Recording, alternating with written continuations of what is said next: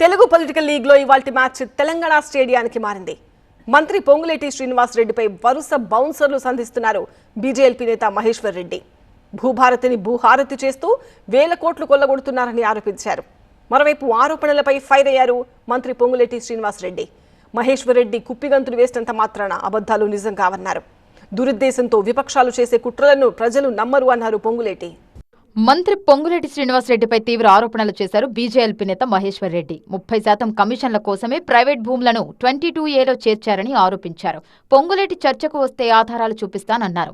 అసెంబ్లీలో పొంగులేటి కోసం కుర్చీ వేసి ఎదురుచూసినా రాలేదన్నారు. మరోసారైనా పొంగులేటి చర్చకు రావాలని సవాల్ విసిరారు మహేశ్వర్ రెడ్డి.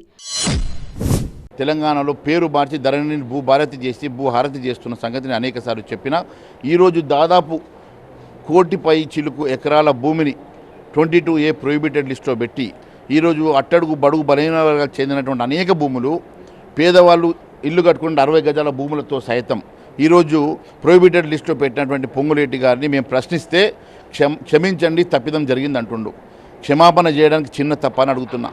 ఈరోజు ఈ రాష్ట్రంలో లక్షల కోట్ల రూపాయల దోపిడీ చేసి ఈరోజు పిల్లి 100 ఎలుకలను తిని తీర్థయాత్రలకు వెళ్ళినట్ల నేను తప్పు చేసినా క్షమించమంటే ఇది క్షమించరాని నేరం. ఇది ఒక్క కంపెనీ నుంచే పొంగులేటి 15,000 కోట్ల ప్రాపర్టీ పొందారన్నారు.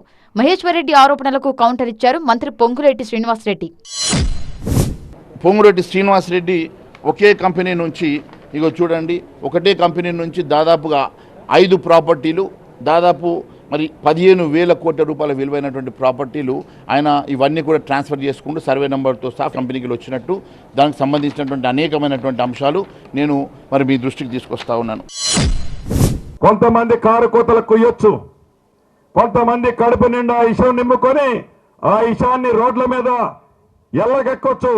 అయినా చెల్లించం. మాకు చిత్తశుద్ధి ఉంది, మాకు నిజాయితీ ఉంది. మా నిజాయితీని మీ దగ్గర చెప్పాల్సిన అవసరంలా.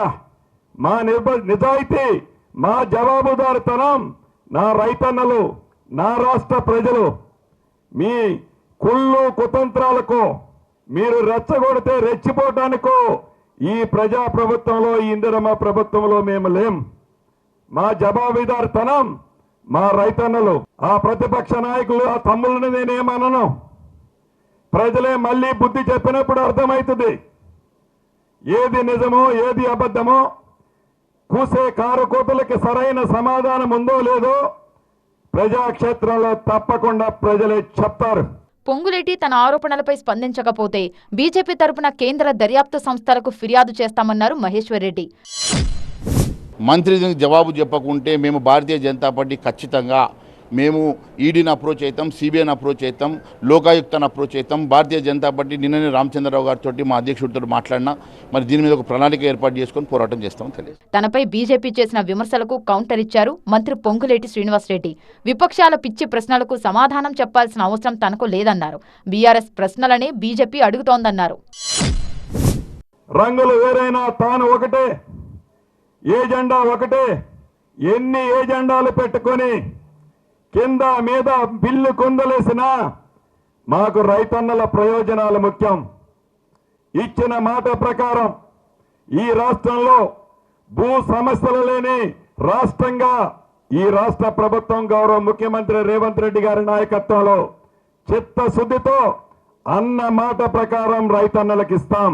తాత్కాలికంగా మీరు నేత్రానందం పొందడం కోసం ఎన్ని ఆరోపణలు చేసినా మా ఏజెండా, మా లక్ష్యం మా రైతన్నలు, భూములున్న ఆసాములకి పూర్తి భద్రత కల్పించడమే మా ఏజెండా. మీ పింగర వేషాలకు, మీ పింగర ప్రశ్నలకు, మీ కుప్పగొంతులకు, మీ తాటాకు చప్పుళ్లకు ఈ ప్రభుత్వం భయపడదు, వనకదు. మీకు కనీసం సమాధానం కూడా చెప్పదు. 22A సమస్యపై మంత్రి పొంగులేటి అధికారులకు కీలక ఆదేశాలు జారీ చేశారు. కాల్ సెంటర్కు వచ్చే ఫిర్యాదులను ప్రత్యేక టాస్క్గా తీసుకొని పరిష్కరించాలన్నారు.